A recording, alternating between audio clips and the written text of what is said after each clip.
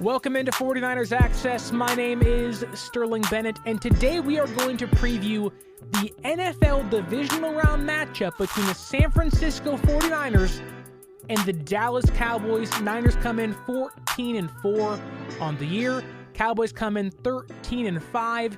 Last week, San Francisco beat Seattle 41-23. Brock Purdy had 4 total touchdowns. Could have been 5. Brandon Aiyuk catch the ball. Could have been 5. And the team totals 500-plus yards. Dallas, though, they are coming off a Monday Night Football primetime victory over Tom Brady and the Tampa Bay Buccaneers, 31-14. Dak Prescott had the best game of his life, at least in the playoffs. 5 touchdowns of his own, and the team tallied 400-plus yards as well. This matchup on Sunday at 3:30? It's a weird time, right? 3:30 for a game. I don't like that. But 3:30 on Sunday is the 9th meeting between the Dallas Cowboys and the San Francisco 49ers in NFL playoff history. That is tied for the record for most meetings between two teams in NFL playoff history. Now, what has the conversation been coming in? One, historic matchup, but many people are pointing to last year's teams. Last year's game, come playoff time, Dak Prescott tries to spike it, no seconds left. Jimmy has the jacked up thumb, then he hurts his shoulder, and so much history in that game alone. But I don't think last year matters one bit. Yes, you can argue, well, that is the last time a Kyle Shanahan offense has played against a Dan Quinn defense. I would agree. That is one thing you can take away from that game. Outside of that, I don't think so. Personnel is so different. I think San Francisco doesn't have 10 starters on defense from that team. Come on. I mean, what are we doing, right? And I do get that, but I do think this game is different. This Dallas team is improved. This Niners team is improved. And because of that, I do think that has led to the media kind of starting a circus of San Francisco had 2 extra days off. My response is, hey, Dallas, win more games, right? It's not San Francisco's fault that they get 2 extra days off. It's the NFL's fault wanting to, make money on Monday night. They want to maximize their profit. That's why. And I get it. Having the 2 extra days might make a difference here. That might, that would give Kyle Shanahan the upper hand on anything Dan Quinn throws at him, right? 2 extra days of prep for their scheme, how to exploit Dallas defensively. You don't want to give a surgeon like Kyle Shanahan that time. So I get the gripe. But in retort, win more games, Dallas, it wouldn't be a problem. That simple, that easy. Maybe beat Philadelphia twice, okay? You want the first team to be shorthanded? Happened to us, happened to countless other teams come playoff time. So stop whining. But the media conversation around this game to me is very interesting. Because when San Francisco beat Tampa Bay back, 5 weeks ago, when it was Brock Purdy's, first NFL career start, right? He beat the GOAT in his first game. And we all hyped it up. But I do think Niner fans, at least I can speak for myself here, we knew Tampa Bay didn't have 3 starting pieces in the secondary. They had one, Vita Vea, who's a great player. He got hurt in the first quarter of that game, right? Deebo Samuel got hurt in that game. There were context matters when it comes to what San Francisco did. And even then, Josh Johnson was taking snaps with 2 drives left in that game. San Francisco knocked the socks off of Tampa Bay, which is funny because and maybe it's because the media knows how good San Francisco is, and nobody, and I mean nobody, picked the Cowboys to beat the Buccaneers. No one did. Everyone thought, well, they held them to 3 points earlier in week 1 of the NFL season, that matters here. Oh my God. San Francisco isn't the same team they were in week 7 against the Chiefs. Dallas isn't the same team they were in week 1 against the Buccaneers. But the media conversation went from the Dallas Cowboys have no chance to beat the Buccaneers to, oh my goodness, Dak Prescott might be the best quarterback remaining in the NFC, and they can beat the number 2 seed San Francisco 49ers. that flip doesn't make sense to me. Because you beat the Buccaneers, who were 9-8, who Tom Brady has thrown the ball 700 times at the age of 46 years old. Again, how was that? Well, yes, you killed the Buccaneers, Cowboy fans. I don't see the correlation of they have no chance to beat the Buccaneers to, oh my goodness, they can beat the Niners. In what world does that make sense? I'm not going into the Giants-Eagles game saying, the Giants have a chance here. They might be the best team in the NFC still. No, I'm not. The Vikings were fraudulent. The Buccaneers had no business being in the playoffs. Like Seattle, same thing. And I can argue Seattle is less fraudulent than the Buccaneers were this year. And the Bucs beat Seattle. Right? So the media narrative of, oh my God, Dallas, Dak Prescott, oh, watch out. Yeah, I got that, but I also know history. In my lifetime, I'm 26 years old. In my lifetime, the Dallas Cowboys have been flaunted and, flown about as they're America's team, so much rich history of the 90s and Michael Irvin and Troy Aikman and Emmitt Smith and so much rich history here. But in my lifetime, they have historically been fraudulent. They have been the epitome of, we'll get them next year. How many Dallas Cowboys, Super Bowl champions 2003 and 4 and 5 and 6 tattoos have you seen on Facebook and Instagram and Twitter over the years? Dallas Cowboy fans, I have to give you credit. You believe every single year. Whether it's, doesn't matter who your quarterback is, who the coach is, or the defense is, you believe every single year. And I can give you that. Kudos to you. But I have seen too many Dallas Cowboys Super Bowl champions X year have to be covered up because they were wrong. And I'm sorry, this Dallas Cowboys team does not look like a Super Bowl caliber team. They're too inconsistent. I've seen this team give up 400-plus yards to Gardner Minshew and almost lose, right? I've seen this team go into Jacksonville and Dak Prescott play like a backup quarterback in that game late in the game. But he himself gave that game away in Jacksonville. Charger fans are like, you couldn't just beat them, Dallas? Now we lost because of you. But, this Dallas Cowboys team is so, they're up and down. There's so many ebbs and flows to their game.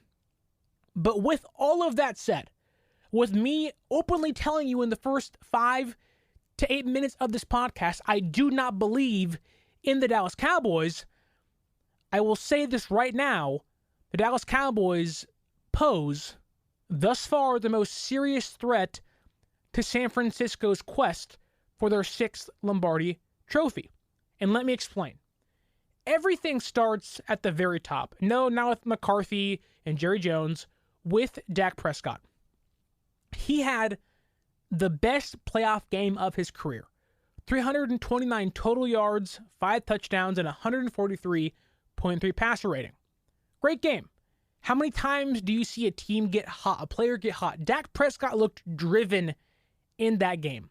And they missed, 5 extra points or 4 extra points in a field goal. The score could have been a lot worse in that game. And so I understand that a motivated Dak Prescott, he himself said that last year's loss to San Francisco scarred him. One, good. Good. I'm happy it did. It should have. It was supposed to. But 2, I understand that when a quarterback flips that switch, anything is possible. That being said, the issue with Dak Prescott is he has some Kirk Cousins to him. And I like Dak Prescott. I love Dak Prescott. I think he's a good leader. I think he's a good quarterback. If he was quarterbacking our San Francisco 49ers, I would not be mad. People doubt Dak Prescott, and I get it. There are certain times he falters. And I think in a game like this, he does have some Kirk Cousins to him, where sometimes he will climb back into that turtle shell and say, is it okay to come back outside yet? Sometimes he becomes a shill, and will not come outside. The Dak Prescott we saw in Tampa Bay may have very well been left in Tampa Bay, right? They have, 5 days to prep, have to go from Florida all the way to San Francisco. That wears on a team, that wears on a quarterback, right? And it's funny because Jerry Jones likes to, flaunt around, I have Dak Prescott, and that's great. I would too. Prescott's a great person. Not a great quarterback. A good quarterback, not a great quarterback. And it's funny because the one thing that Jerry Jones said was he's a dual threat quarterback. Is he really?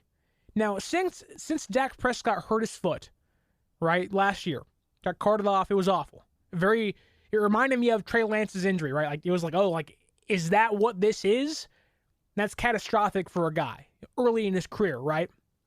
But since then, 33 rushes this year. Only 33. And guess what? He's fumbled 4 times. Like, Dak Prescott may be a dual threat, keeping a play alive out of the pocket, but he also is prone of turning the ball over when he does so. And it's funny because that right there has been Dak Prescott's kryptonite, giving the ball away. He has never had a game this year where he has gone 2 games in a row without throwing an interception. He also leads the NFL in interceptions, and the Cowboys themselves are 5th in the NFL in throwing interceptions. That's with Cooper Rush and Dak Prescott. Dak Prescott had a great game against the Buccaneers. The issue is that Dak Prescott might not show up against San Francisco. And I can argue because the Buccaneers had the number 12th defense in football. You're not playing the Buccaneers defense. You're playing the number 1 defense in football this Sunday. A team that they know the magnitude of this game. They sit back and they go, we are playing the Dallas Cowboys. And guess what? We want to run them into the ground. We want to set the tone early. Punch them in the face. Look at last year's game. I hate doing it, but look at last year's game. How many times did Jawan Jennings knock over Trevon Diggs? Was dogged him big time. Kind of a cheap shot, to be honest with you. Right? The Niners know they can out-physical Dallas. Dallas, for how good they might be, again, good team, 13 wins this year. You beat Tampa Bay. You knocked out Tom Brady. That's a great thing you did. The issue is that Tampa Bay team is not that physical. They're old. They're worn down. And that's despite their age not being that old. Tom Brady being 46, that's the oldest guy on that team. And he looked tired, exhausted, missing passes. That ain't Brock Purdy. Playoff Leonard Fournette didn't show up. That ain't Chris McCaffrey. They didn't, the Bucs don't have Mike Evans, the Niners don't have Mike Evans and Godwin. They have Deebo and Aiyuk and Kittle and Jawan Jennings and McLeod, and I can keep going on and on and on. You are not playing the Buccaneers, Dallas Cowboy fans. You are playing a top 5 offense that's averaging 34-plus points a game with Brock Purdy at quarterback and the number 1 defense in football. But alas, I will say this. Dak Prescott, if motivated, if he can have a game where he can start things off quick, get into rhythm, that can pose a problem for San Francisco. And the reason why I say that is because I know how you can get Dak Prescott into a rhythm. You got to feed Tony Pollard. Tony Pollard, and it baffled me last year. We had this exact same podcast last year. How do you beat Dallas? How do you stop Dallas? You have to limit what Tony Pollard can do offensively. And last year, Dallas said, we're not even going to use him in the playoff game. And I said, what is the thinking here? How are you not going to use your best running back? One of your best offensive weapons, how are you not going to even utilize them in any sort of way? But this year, they finally are. And I do think that while San Francisco's run defense is near the top of the NFL, I do think that we saw last week when a quarterback like Geno Smith, who albeit is a lot worse than Dak Prescott, although similar to him, if you can get Kenneth Walker going, you can get Geno Smith feeling comfortable. If you can get Pollard and Zeke going, you can get Dak Prescott feeling comfortable. Like Dak Prescott himself is not going to be able to beat San Francisco's defense. They are going to have him be complementary to Tony Pollard in the Cowboys running game. And right now, Tony Pollard, 5.2 yards per carry, ranks second in football. 19 rushes for 15 plus yards, ranks third in football. And his last 40 carries, 157 yards for 3.9 yards per carry. Like, San Francisco's number one run defense is going to have to show up on Sunday. They have to. There was too many times in that Seattle game where, things were on, kind of on the brink there of like, how is this game going to go? Seattle feels themselves. They have momentum. Like, they can feel the game swaying in their favor. And at a certain point in that game against the Seahawks, Kenneth Walker was getting 5, 6, 4 yards per carry. And there was a certain point in that game where I said, this game, like, someone has to make a play here. Like, this game is too close. Seattle feels they can win this game. And if you're San Francisco, how do you make Dallas feel like they have no chance? You have to make Dak Prescott be the only one that can beat you. Now, he can do it more than Geno Smith might be able to, but Dak Prescott likely is not going to be able to beat you single-handedly. You are going to have to limit what Pollard can do. Now, if you're going to do that, and let's say you can limit Tony Pollard, right? Well, then who are you dealing with? CeeDee Lamb, Dalton Schultz, Noah Brown, T.Y. Hilton, right? And CeeDee Lamb, obviously, of those four players, poses the biggest threat. CeeDee Lamb lines up in the slot 53% of snaps. And guess what, Jimmy Ward? I'm going to need you to show up on Sunday. And you have the better half of the year, right? Like, he has been locked down for the better part of the season. Like, Jimmy Ward is a dog. Now, let's not do dumb penalties like last weekend. Let's limit that crap. But I do think that what CeeDee Lamb can do to a defense is similar to what a Jalen Waddle can do, in my opinion at least. Although I do think they have different skill sets physically. Like, I think Lamb is a much more physical receiver. Waddle is more of a speed receiver in a sense, but both guys are fast themselves. But CeeDee Lamb can cut through a defense. He's unafraid to go over the middle. This is a guy who will be in the slot and he'll be at the top of the route and instantly.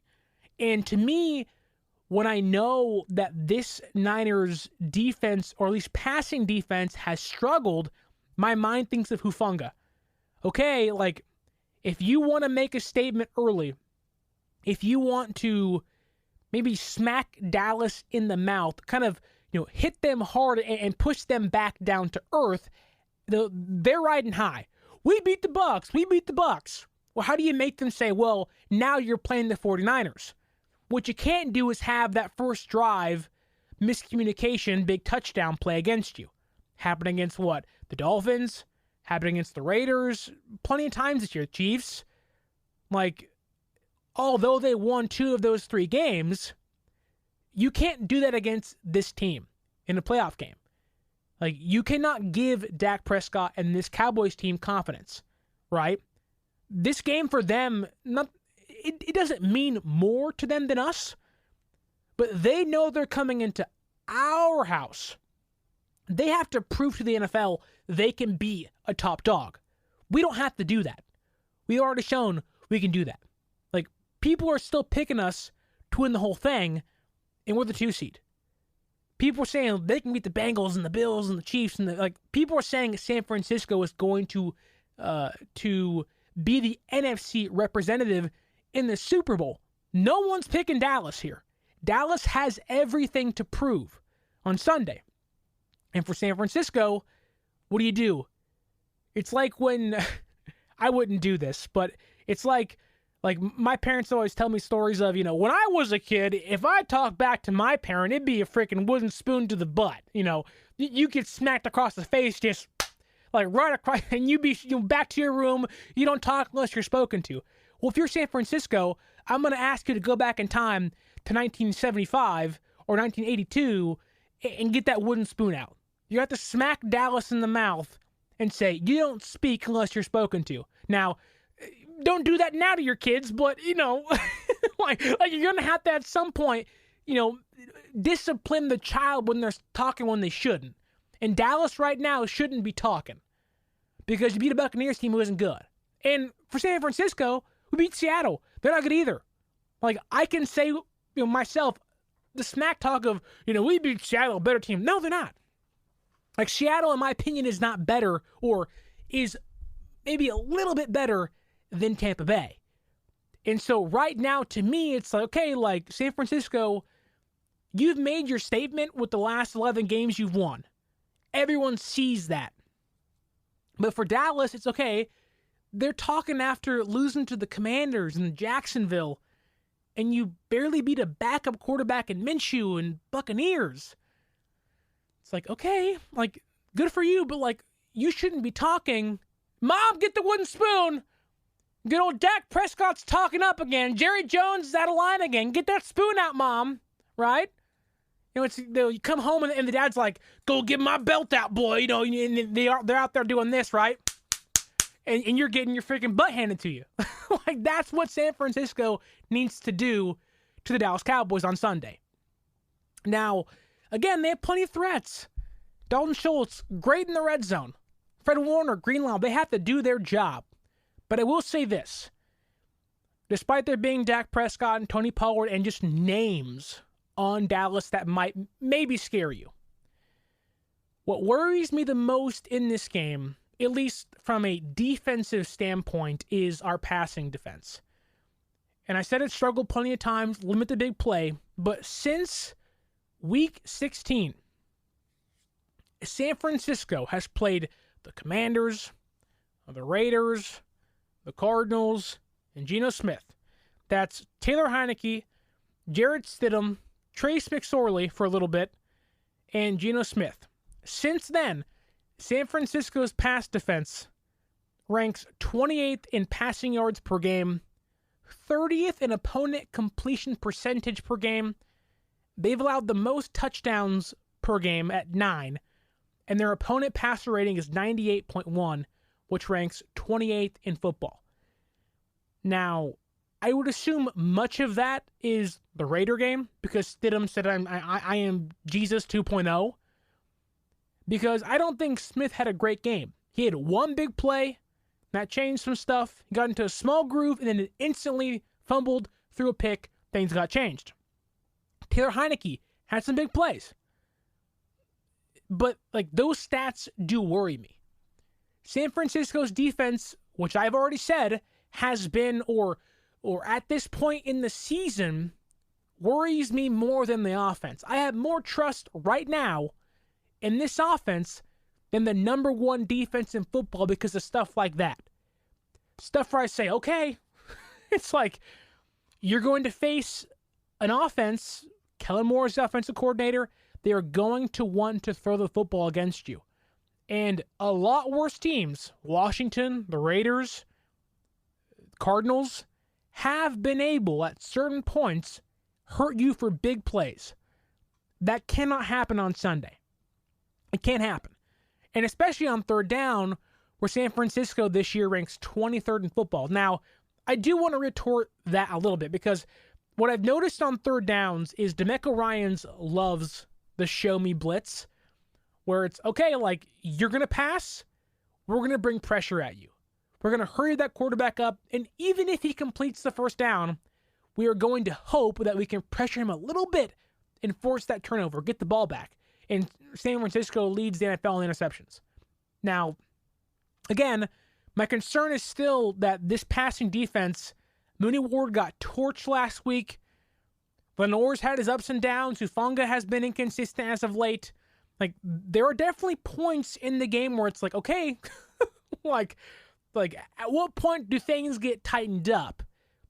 But the beauty of this is That's why you have the Kyle Shanahan, Brock Purdy, Christian McCaffrey, George Kittle, Deebo Samuel, Brandon Aiyuk led offense. That's why, in case your defense struggles, you have a top 2 offense in football, in my opinion. And I can argue you scoring 34 points plus a game puts you at the top of the list. Like, I'm sorry, Dallas, you are not going to score 33 points against this defense. And for Dallas fans, I can hear them saying, how is San Francisco going to score 34 points against our defense? We're number 2 in football. We have the second most sacks, 54 in the NFL.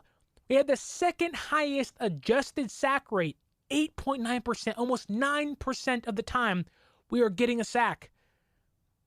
How can they stop us? We have Micah Parsons and DeMarcus Lawrence and Dorrance Armstrong and Dante Fowler Jr.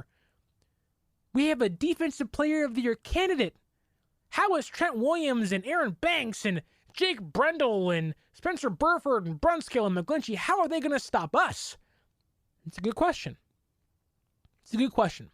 Thankfully, I have the answer for you. That's what you came here for, right? You didn't come for the spanking jokes of 1975 or 1982. You came for how was San Francisco going to beat the Dallas Cowboys on Sunday and advance to the NFC Championship game for the second time in 3 seasons and the third time in 4 years. That's what you came here for. You came here to know, how do we send the Dallas Cowboys back to Dallas, to Jerry World, with their lassos tucked between their legs? And look, the Dallas Cowboys defense is good. They are top 2 in football for a reason, just behind us. Like, that cannot be understated. This Sunday is going to be a challenge for San Francisco. I am expecting, although there's going to be some scoring, this game is going to be a dogfight. Now, for how long? We'll see. But I do think that this game is going to be, may not be equally matched up teams. I do think San Francisco has the edge at certain points. But I do think these two teams might be the most equally matched teams this week in this playoff round. And I think both teams have confidence. Both teams feel like they can win this game. It is up to who can steal momentum early and who can out-physical the other team. And so with that being said, this entire game starts up front. Up front, like this, the way you win in the NFL, especially a game like this, number 1 defense, number 2 defense, top 5 offense, maybe a top 10 offense of football. You have to dominate up front. Banks, Williams, Burford, Brendel, Brunskill, McGlinchey, they have to hold up. And I'm sorry, I would give the edge while maybe Dallas has more strength from center over. Like, Zach Martin's amazing. Amazing. Smith at right tackle has been great this year. Great find for them. But I can point to one person on the Dallas offensive line where I say, oh, that's the guy you attack nonstop. And it's left tackle Tyler Smith, who is going to be filling in likely for Jason Peters. Now, it's funny because he is an average pass blocker, but PFF, for what it's worth, ranks Smith 62nd among 64 qualifying tackles in pass block win rate. Interesting. So your starting left tackle, the blind side of Dak Prescott, has to play against Nick Bosa, who leads the NFL with 18.5 sacks, has over 100 pressures, is this year's Defensive Player of the Year, bar none. Sorry, Micah Parsons. And he's the 62nd ranked pass block left tackle in football? No. Well, I mean, that's the guy you attack nonstop. But even then, if you want to point to, okay, let's see you can get that done. It's not just about how you can attack Dak Prescott. Like, Jimmy Ward has to lock down CeeDee Lamb. It's about hitting them early off the block, not letting them get and open their routes, right? Being on them like the old saying, white on rice, right?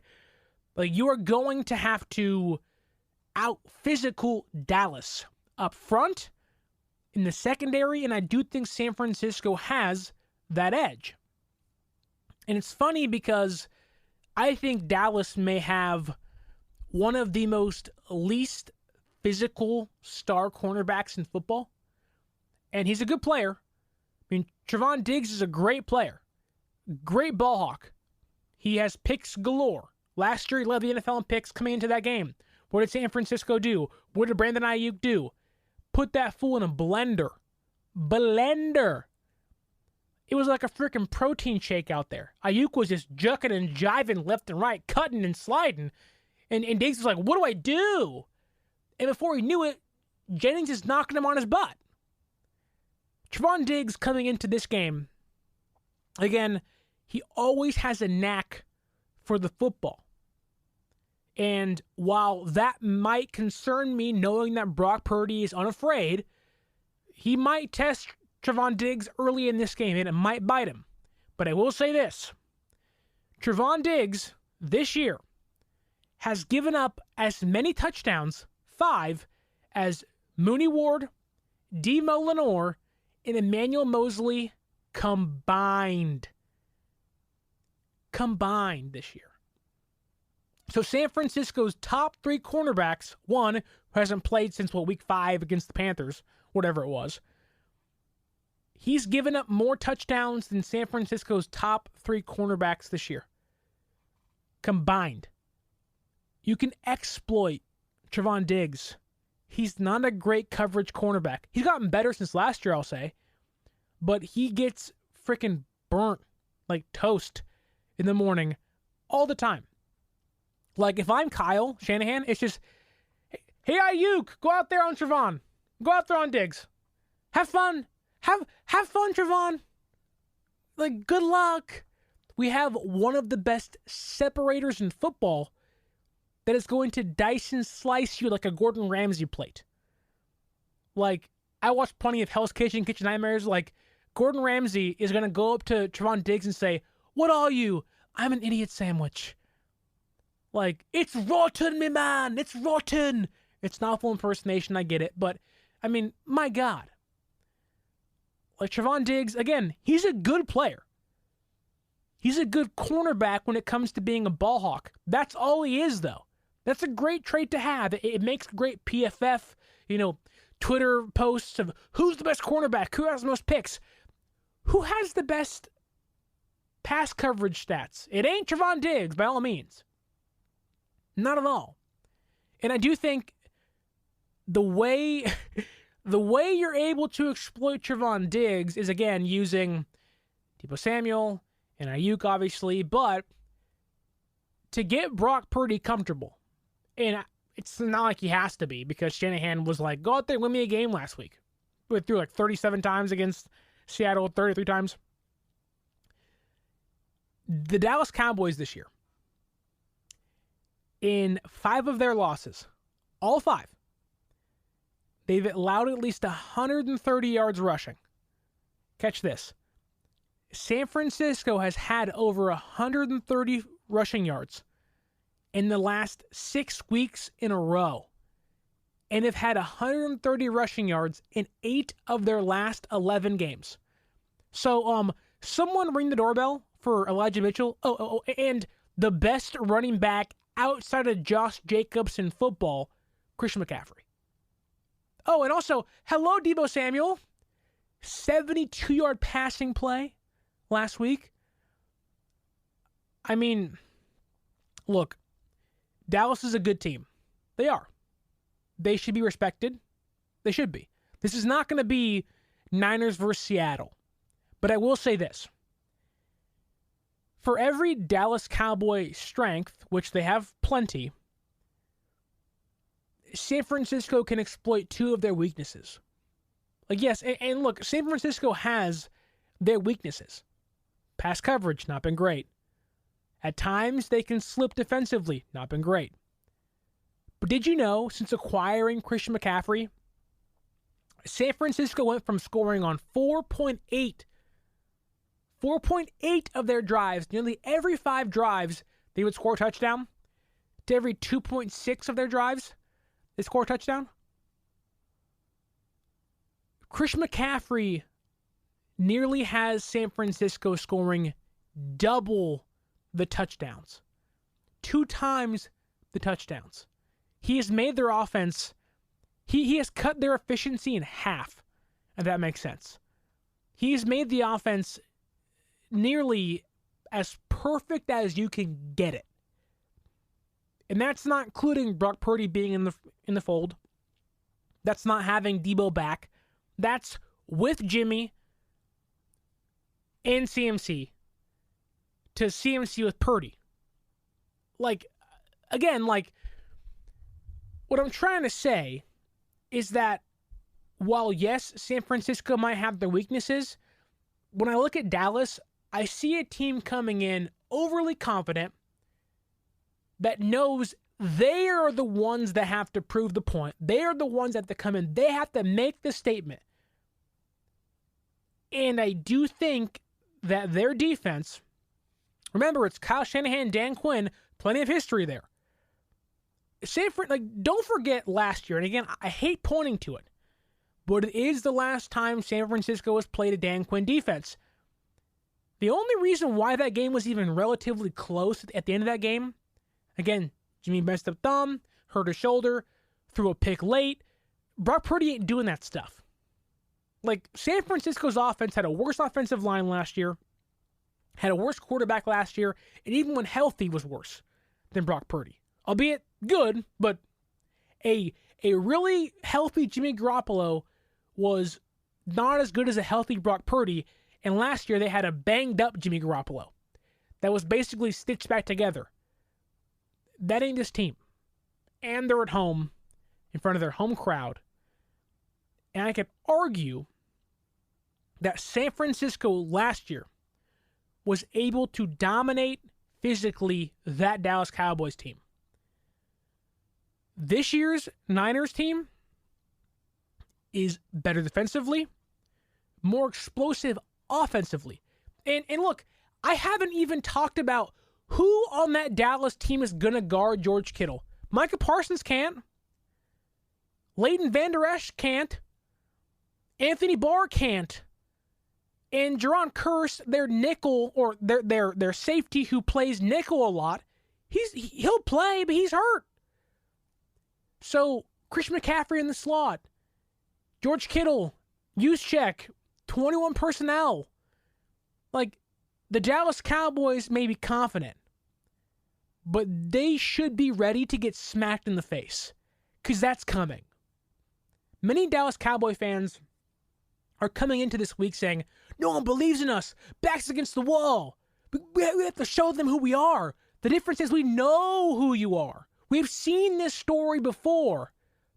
We've seen you go 13-3 and lose to the Rams in the first round. We've seen Dallas win 10, 12 games and lose to a broken thumb, torn shoulder, Jimmy Garoppolo. And half of this fan base doesn't even think he's good when healthy. And yes, that Dallas Cowboys defense is better than last year. Last year means absolutely nothing to this game on Sunday. But Nick Bosa said it best. A man of very few words, but when he talks, you listen. And he said, we cannot let them feel like they can win this game. It's the same thing he said last week against Seattle. And look, Nick Bosa had no pressures last week. Do you not think he's going to be hungry? Do you not think the defensive player of the year is not sitting back and saying, well, I'm playing Micah Parsons, who half the world thinks he should be defensive player of the year. I hope to God Sam Acho from FS1 is watching this game. Because you want to see a clinic of defensive superiority from Nick Bosa? Hey, pay attention closely. Nick Bosa got no pressures, no sacks last week. Hey, Dallas. Hey, Tyler Smith. Good luck. You're going to have an angry and even further motivated Nick Bosa. I don't even want to send you back to your mother because, my God. Like, oh, pain. But again, Kyle Shanahan right now is in his bag. He is. Like, this might be the best coaching Kyle Shanahan has done since 2016. Like, right now, this offense, the way it's moving, the way it's smoothly cutting through defenses like butter, this is Kyle Shanahan sitting back saying, like, my script, my game plan is perfect. And if you can just execute it, which they have the perfect personnel to do so. Brock Purdy playing great. First playoff win last week. A kid who seems this isn't even a word, but unrattleable. Like, he does not get rattled. They had one bad drive last week, and they came back and scored like 30 points. It was like, okay.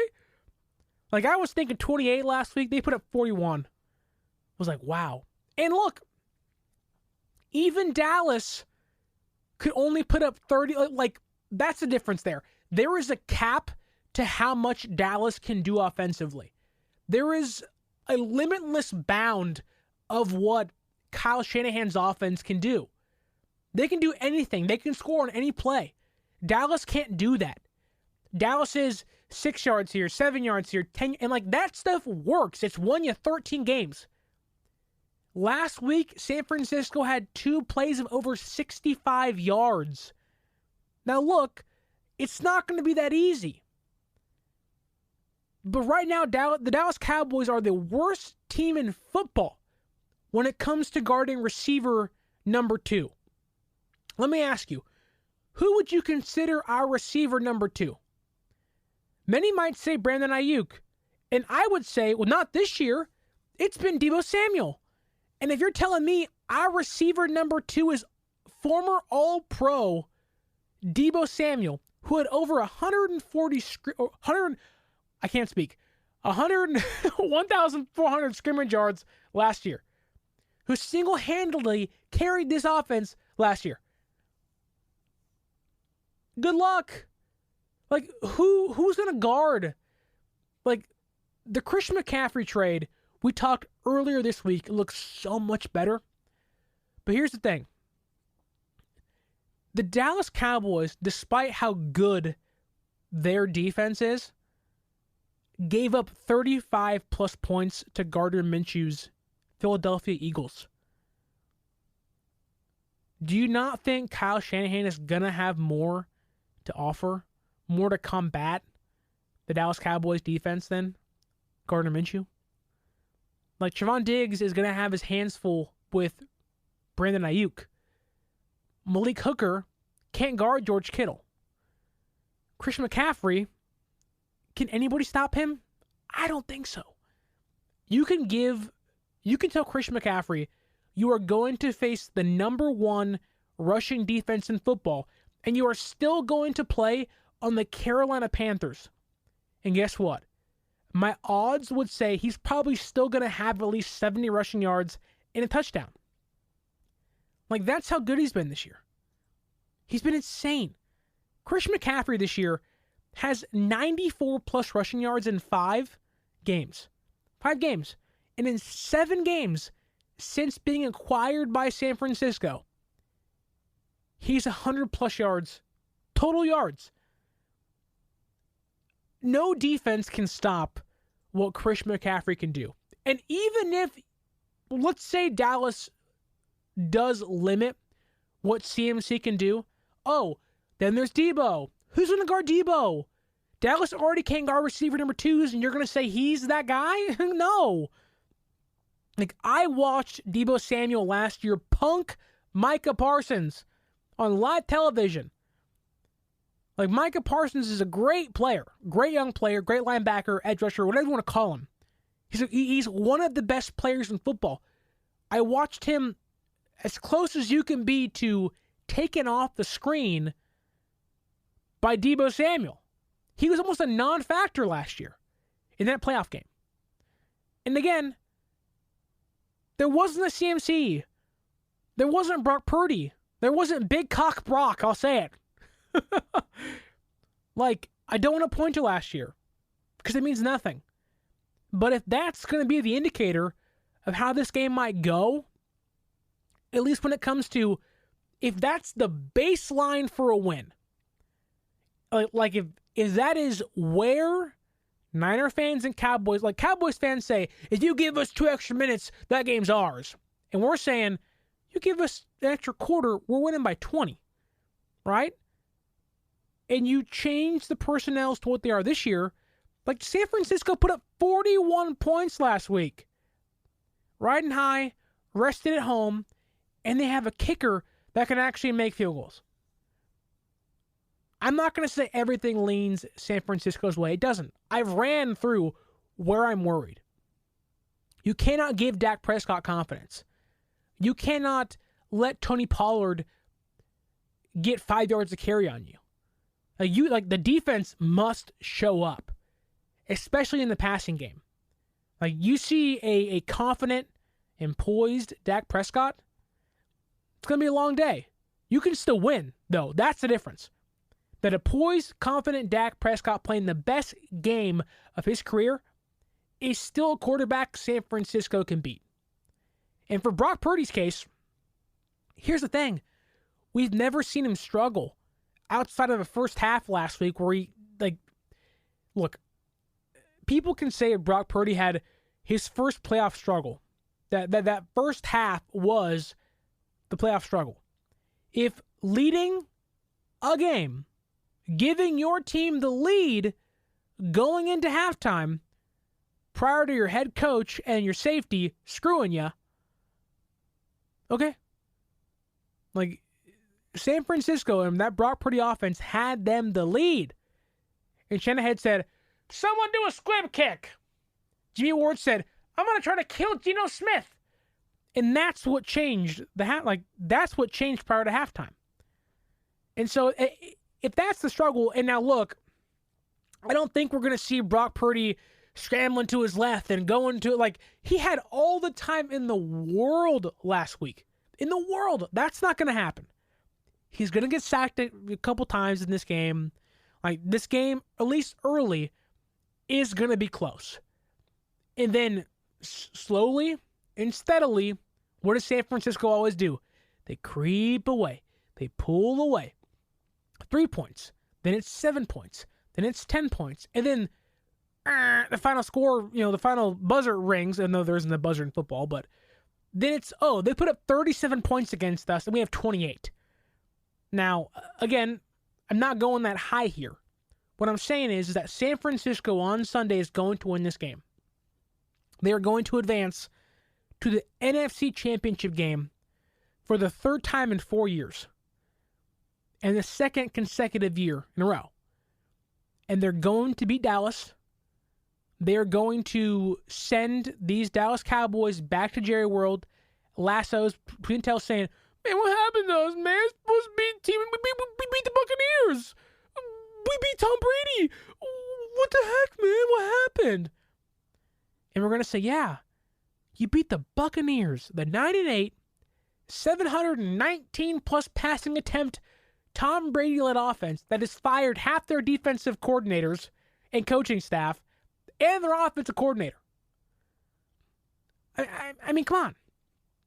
San Francisco wins on Sunday because they come out and say, hey, don't make me call daddy. And daddy is, let me get the belt out, boy. I'm going to beat your freaking you-know-what. Because you're talking when you weren't supposed to. And so I'm saying on Sunday, it's going to be 33, just under that 34 points a game. They've been averaging 33-26. San Francisco gets the win on Sunday over the Cowboys. I think it's a good game. I am freaking elated for this game on Sunday. I'm nervous, I will say that, because it's a playoff game. I'm going to be on edge. I'll be yelling and screaming, saying, "Hey, Mom, get the meatloaf!" I am so excited for this game on Sunday. I'll have the Nick Bosa jersey on, flexing during every sack he gets. And look, this Niners team, maybe because I'm a fan and we're fans and it just feels right, feels special,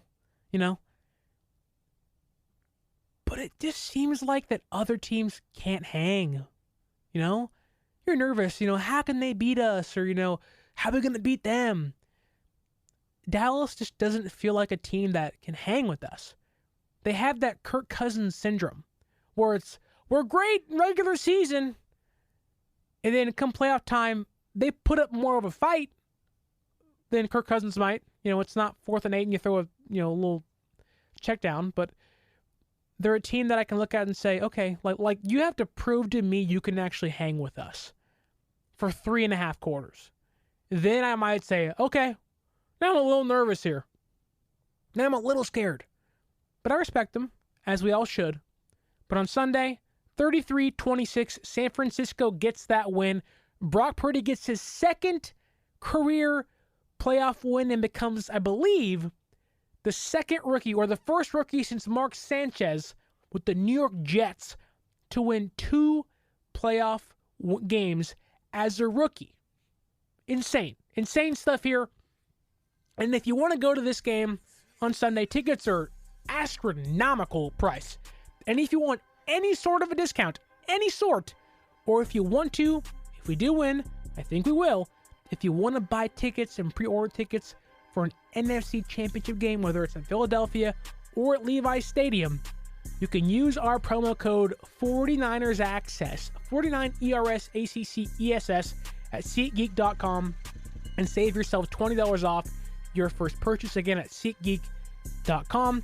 If you want to buy some Niner gear, that CMC jersey, a Brock Purdy jersey, even if you want to buy your Dallas Cowboy friend who's a huge fan, maybe he has that 2005 Super Bowl championship tattoo on his thigh. If you want to buy him some Niner shorts, some pajamas to cover that ugly, hideous tattoo up that he posted on Facebook 13 years ago, you can use our Fanatics link down in the description, get a discount, and also, it's Fanatics. They have all the gear you might want, and you can help the show.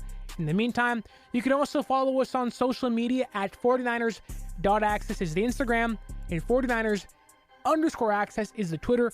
Look, we are talking massive crap, massive heat, hot takes.